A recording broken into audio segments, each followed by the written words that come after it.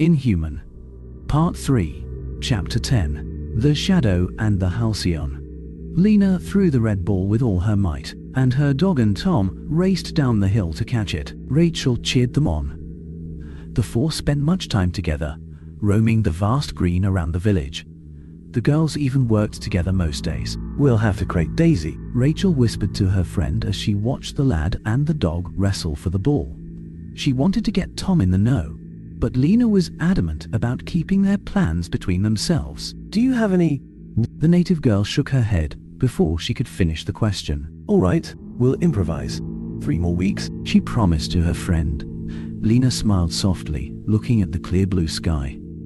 Her placid home was lovely, but the call of adventure was too strong. She wished to see all that was out there, and she wanted to be away from the master. She now dared to admit to herself. "What is it, girl? What's wrong?" Tom's voice echoed through the serene hillside. Daisy looked towards the woods. Her hair was ruffled all over, and she snarled viciously. "Don't worry, girl. There's nothing there." Tom tried to pet the dog, but she snapped and bit, leaving a deep mark on his hand. The girls rushed to them, and Rachel, for another terrifying second, saw the dark shape again. This time the apparition seemed to stare back at her. The experience sent cold shivers down her spine. It disappeared behind the trees before she could make sure it was truly there. Tom cussed and Lena tried to help him. "I'm sorry. She never did anything like this before." She apologized. "Yeah, don't worry about it," he said, pulling a handkerchief from the pocket of his uniform brown jacket and wrapping it around his hand.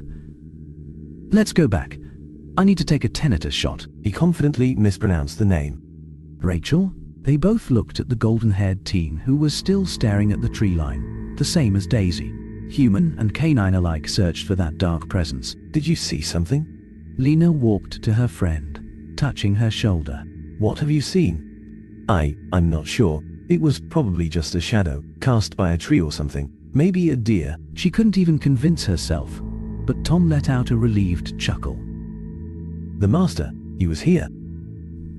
The joy in his voice was palpable. "And you snarled at the master. You bad girl." He lovingly scolded Daisy.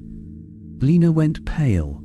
All the blood rushed from her face, and Rachel could feel her friend tremble. "Tom, run ahead and get your tetanus shot. We'll come right behind." The lad heeded her words and jogged back to the village, while Rachel hugged her friend. Lena's whole body shook, her strength left her, and she sat on the ground. Daisy pushed her face into her owner's lap, trying to soothe the frightened girl. "He was here, he won't let me go," she whispered, glassy eyes staring into nothingness. "And I won't just condemn myself, but you too." She caressed the canine's soft mantle. "Maybe even Daisy." Rachel crouched by her, hugging her tight. "No, you won't. In 3 weeks, we will be sitting on my dad's shuttle, and you will be sipping your first solar soda," she promised. "He won't let me leave and nobody leaves him. You will leave with me, and the master won't stop you, because he doesn't exist," she yelled, trying to get her friend out of her stupor. "But you saw him." "I saw a shadow in the distance, half covered by trees. Not the master." "But your dreams," Lena objected. "I had weird dreams because of interstellar travel, because of the Ita drive. It's normal. You will have strange dreams too." Rachel was desperate to convince her friend. And herself. "Did they stop?" she asked with a tinge of hope. They didn't. But look, these are just dreams. Nothing to worry about. We all dreamed about the master." Lena slouched again. "Because he revealed himself to us. Because he is real, and he rules this place. And all of us. You all dreamed of him because you were hearing about him for your entire lives. I would be surprised if you didn't dream about the master. But you never heard of the master before, and he still revealed himself to you." Sudden understanding came over the brunette girl. "And he will keep doing it until you accept him. Maybe, the bird is protecting you. Ray, you must leave now or you never will," she implored. "I'm not leaving without you, and if the master wants my acceptance, he will have to allow you to come with me." She turned towards the trees and yelled, "Do you hear me? Lena is coming with me, and if you have a problem with that, you will have to say something now. Silence means agreement." Lena covered her entire face with her hands and gazed at the forest in sheer terror. Rachel, on the other hand, got more confident as she spoke, placed her hands on her hips, and challenged whoever stalked the trees. Only the soft wind blew, making their long hairs dance in the air. See? The master can't stop you because he isn't here. Look, Daisy has calmed down already. We just got spooked by something, probably an animal. Lena gathered herself, sheepishly scanning the woods. Come on, let's grab lunch, Rachel said, gently pushing her friend forward.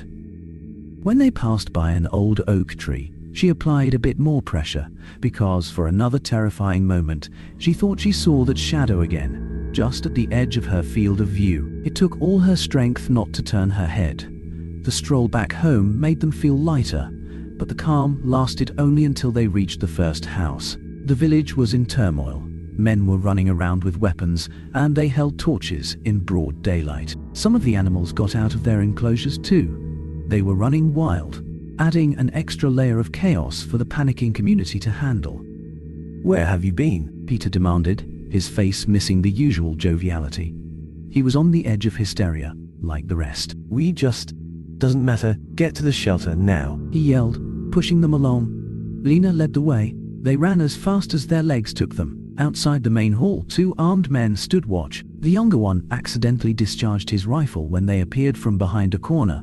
Thankfully, his gun was facing skywards. The older man hurried them to the building, and they ran to the cellar, Daisy in tow. The women and children huddled together down there. Many cried. The smell of fear and sweat pervaded the underground room. Only 2 small windows allowed a tiny sliver of light into the misty cellar. What happened? Rachel whispered. The unseen enemy is here. The animals noticed first. They were going mad. That's when we realized, Mrs. Roberts explained, cradling her youngest. Lena almost fainted. Her friend had to support her, gently lowering her to the dirty old wooden floor. It's my fault. Master won't protect us anymore because I betrayed him. He sent the enemy to punish us because of me. Her voice was a jagged whisper, but she had enough presence of mind to make sure only Rachel heard her voice. Hush. Rachel was as silent as her friend. It's not your fault. We don't know what's going on. Lena let out an incredulous sigh, but before she could elaborate, the Stevensons' youngest daughter screamed bloody murder. There is somebody up there. I saw something move. The lass screeched, pointing at one of the barely head-sized windows, the one facing the back of the main hall specifically. The room sat in a frozen silence until Rachel moved. She grabbed a chair, careful not to make a noise, and placed it below the sill. After taking a deep breath, she slowly climbed onto the seat and looked out the window. Her blood froze in her veins. A dark mask looked into the cellar, a mist-like black visor clouding a face just above the mouth. She jumped back on instinct, screaming as she fell to the floor. She heard slow, careful steps leaving, but they were soon drowned out by 2 pairs of boots rushing to investigate the commotion. Rachel ran to the surface before anyone could stop her and rushed behind the building. The 2 men were there. The younger guard inspected the window, while his older comrade watched his back. He almost shot Rachel, for the youngster appeared without warning, startling the man. The dark figure disappeared behind a corner. He was just here. What the hell are you 2 doing? She demanded from the men, dragging the older one by his hand to the blue-walled house where the dark shape disappeared. They couldn't locate him, of course, but they found light footprints on the muddy ground, where Mrs. Gilligan watered her flowers an hour earlier. They were adult-sized, yet barely visible, as if they were the imprints of a child, or some ghostly being, making its presence known. By sunset, the village was searched end to end. Not a single straw was left unturned. Nothing extraordinary came up, save for those barely visible footprints, and most of the community retired to their homes to rest after the stressful events of the day. Rachel, however, was asked to return to the main hall. The elders wanted to question her about the things she saw. Peter guided her to a chair in the middle of the room and patted her back in encouragement. Don't worry, just tell them exactly how things went down, he instructed his cousin, keeping a hand on her shoulder. Rachel gulped and glanced at the wizened elders, who all sat behind the long table, awaiting her explanation. She decided against telling the whole story, and hoped they didn't plan to question Elena and Tom. Skipping her first sightings of the shadowy figure at the pond, and later on the hill, she started from running to the cellar. She told them about the Stevenson gal's warning, and how she went to investigate it. The youngster hesitated for a moment, not knowing how to describe the strange thing gazing into the cellar. Deciding to lie again, she said she just lost her balance. She's lying. Moretti's judgment was short but brutal. Lee told us you saw something, and he showed us the footprints. You led him to those tracks. Elder Howen added. I'm not sure what I saw, Rachel admitted. It was like a man, like he was wearing a curtain of smokes as a mask. I think I saw his mouth, but nothing above it. She closed her eyes, trying to recall the apparition, but it was like looking into a vortex. The more she focused, the more her head spun, and the deeper she tried to gaze into that mask, the worse her nausea became, until she couldn't hold it back anymore. Peter patted her back again, and the elders argued between themselves. It almost sounds like you saw the master, but not quite. He may have shown the enemy to you. It makes sense that the abomination would mock him, copying the form he reveals to us. The elder on Moretta's left said finally. The outsider lied already. We can't trust her word. Howen spat. Oh, come on. She only fibbed because she is scared. We were all crapping our pants, and we haven't even seen what Rachel saw. Peter objected. The lying is the smaller issue, but it is still important. Tells us more than enough about her character. Even if we let her stay, I won't allow her to work near my granddaughter. She is clearly a bad influence even in small doses. Moretti said, completely unaware of the friendship between the girls. That figure you saw. An elder with a long beard switched back to the more pressing matter. Do you think it may have been the master and not the enemy? That he tried to warn us, protecting the women and the children? Have you seen him before? She did. Peter almost yelled. Tell them, Ray. The gold-haired teen told them an abridged version of her dreams, leaving out the part with the little bird and the world-shaking war, and focused on her hesitation to walk up to the master. This was true. The battle of the shadow and the halcyon raged closer and closer. Last night they fought only a few steps away from her. Forget about walking up to them. She, in fact, wanted to run, but her legs did not obey her. So he invites you. The long-bearded elder concluded. This makes things clear. The master sent us a warning. The enemy would claim us if we keep an outsider among our ranks. You must embrace him or leave. He turned to Peter now. Your cousin can declare tomorrow, or you must take her off-world immediately. Do you still remember how to fly? I could fly that shuttle in my sleep, he answered. You just stay awake. We expect your return. And you, girl, you have until the morning to decide. The hearing finished, and Peter took Rachel home. You know, you don't have to do this, he said. You don't want me to do it? She asked. What's important is what you want. I'm happy to have you here, but you have to decide for yourself. I'll explain to your dad it wasn't your fault. You won't get in trouble, I promise, he said, as he opened the door, waving his cousin forward. Peter. She stopped in the doorway. Could I leave after declaring? Could you or anyone else leave? And I don't mean for a short trip, but actually going away. Sure, why do you think we have a shuttle? For that and for emergencies, and to pick up some stuff we can't make ourselves. But don't tell the other kids. We don't want them to sneak out. Tom knows about it, and the Stevenson lad too. None of the others. Did anyone leave the community before? Not since I've come here. Why would they? We have a good life. This is a good place. The master provides. Rachel stared at her cousin. The light of the small ceiling lamp was blocked by the doorframe, casting a shadow on Peter's face. Do you believe he exists? That the master is real? She asked. I know he does. I saw him. He invited me, just like he invited you. He hesitated for a moment. The master won't force you to stay here. I firmly believe it. But don't take the declaration lightly. You can't take it back. Do you think he could make me stay, even if I didn't want to? Yes, but I don't think he would. Rachel nodded. All right, cuz. I'll make the declaration tomorrow. Good night, she said as she went to her room. She thought of the little bird, the halcyon, as she fell asleep, hoping it would help reveal the mystery. The next day, the cousins had a late breakfast, while the village was preparing for Rachel's declaration. A moonlight-pale Elena arrived just as they were finishing the meal. Oh, hi, Lena. Peter greeted her as he stuffed the last bite of bread into his mouth.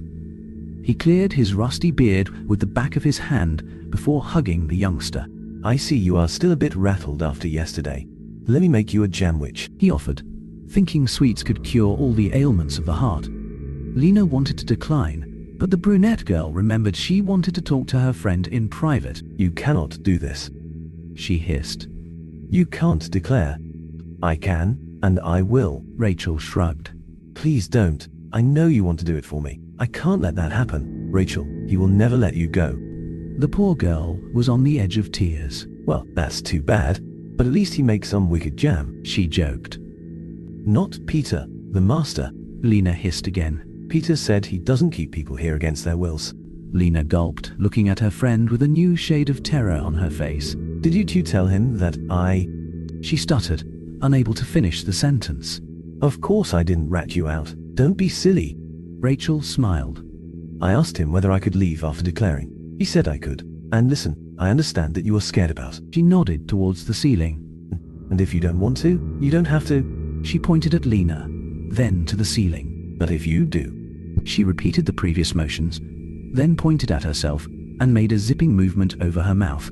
They couldn't discuss things further, because Peter returned with 3 different flavors of jam, and he was hell-bent on feeding Lena until she felt better or burst, whichever came first. The declaration ceremony would happen in the main hall, and the women of the village decorated it nicely for the event.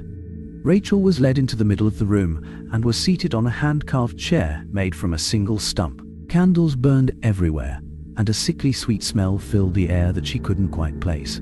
Most of the village gathered inside. Only the toddlers and their caretakers stayed home. They wore their regular brown clothes, though these were obviously the less worn pieces, save for special occasions. It was decided that Marette should lead the ceremony, and the white-haired elder obliged, albeit reluctantly. Do you swear you will thank the master, and only the master, for your good fortune, and blame yourself alone for the punishments you receive? Rachel looked at her friends. All of them smiled, and some even nodded, except for Elena, who shook her head slightly and wordlessly pleaded with Rachel not to go along with the plan. I swear.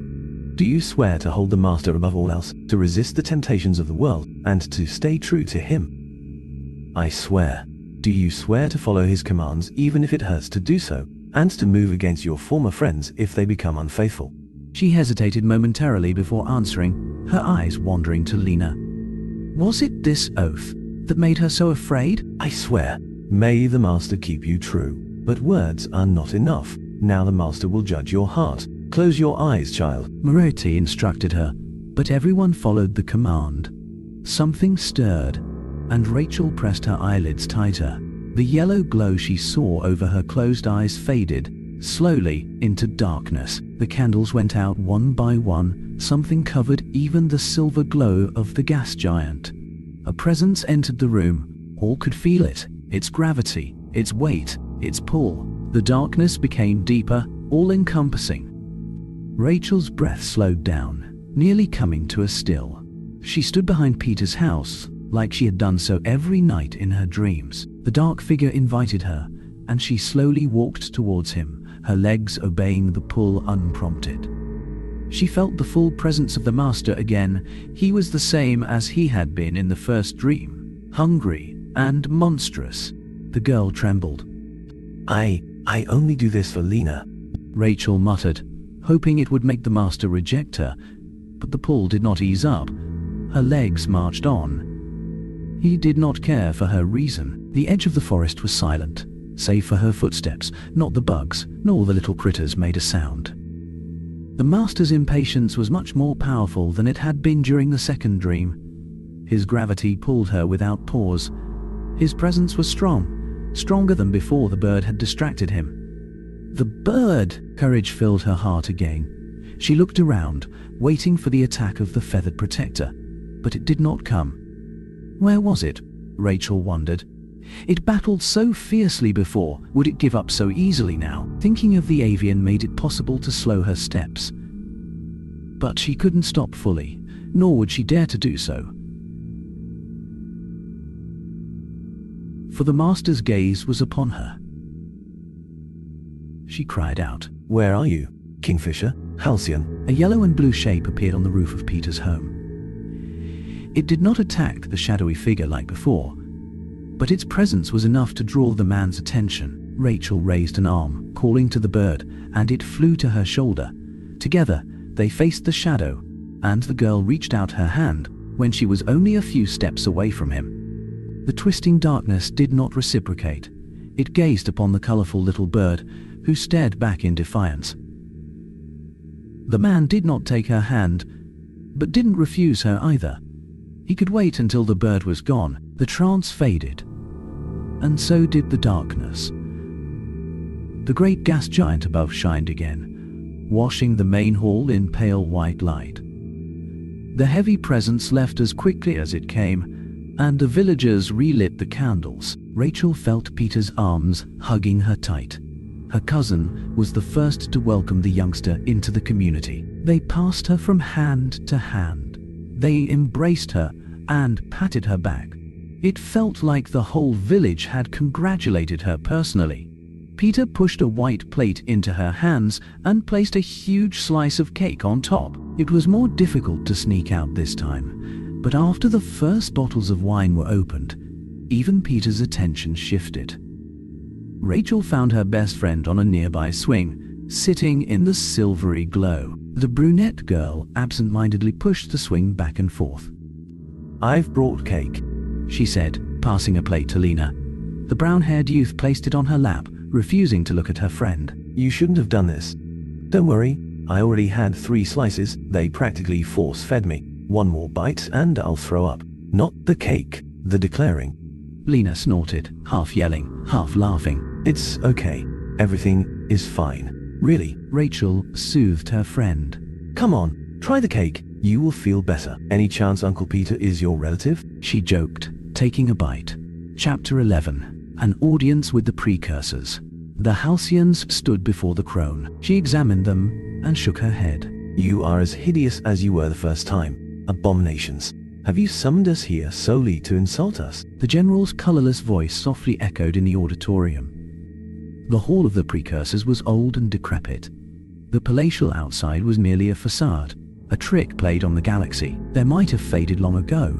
They could still best the younger races alone, but the combined strength of the young ones now far surpassed that of their own. But few outsiders knew the truth. "You must increase your numbers, Halcyon. The enemy grows stronger, its tendrils reach ever farther, and something else comes our way. Something dark and cold and calculating. I can feel it in my bones. The enemy prepares, and we must do the same. 1 in 50 survives the training," the Halcyon said. "This is the best we can do, and our ways to recruit are limited. Then you must do better," the crone said, opening the box she held in her lap. She pulled out a crimson-red crystal and handed it to the general.